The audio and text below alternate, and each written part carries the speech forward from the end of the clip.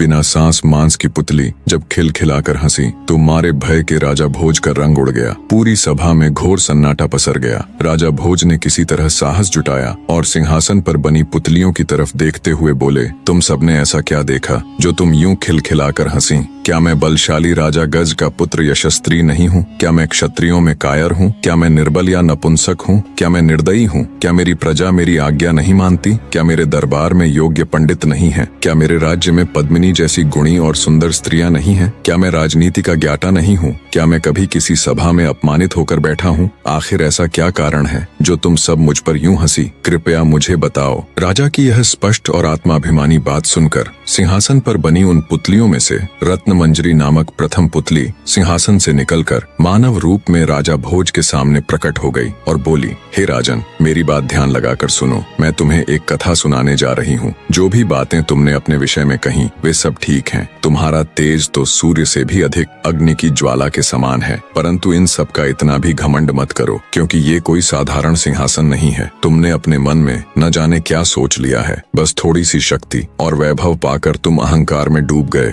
और अपने वास्तविक स्तर को भूल बैठे। सिंहासन पर बैठने से पहले तुम ये अच्छे से जान लो कि जिस राजा विक्रमादित्य का यह सिंहासन है, तुम उसके एक बाल के बराबर भी नहीं हो। उसके दरबार में तुम जैसे राजा केवल सामान्य नौकरों के समान ही थे बस। प्रथम पुतली रत्नमंजरी की बात सुन पहले से ही खार खाए राजा भोज का गुस्सा सातवें आसमान पर जा पहुंचा। वे भड़कते हुए बोले, अगर ऐसा है तो फिर मैं इस सिंहासन को अभी नष्ट करवाकर फिर से धरती में गड़वा दूंगा। राजा भोज के इतना कहने पर रत्नमंजरी कुछ कहती, इससे पहले ही सभा में मौजूद राजा भोज के कुल पुरोहित यानी उनके गुरु वर्षाचारी बोले, राजन, आपका यह व्यवहार न्याय से बहुत दूर है। पहले पुतली की बात ध्यान से सुनिए, बाद में जैसी आपकी इच्छा हो फैसला ले लीजिएगा। कुलगुरु की बात सुन राजा भोज कुछ शांत हुए और बोले, ठीक है, मैं भी तो जानूं आखिर सच्चाई क्या है। तब पुतली रत्नमंजरी बोली, मैं क्या कहूँ राजन, यदि केवल इन गुणों को ही मापदंड मान लिया जाए तो तुम जलकर भस्म हो जाओगे। जब तुम विक्रमादित्य की संपूर्ण कथा सुनोगे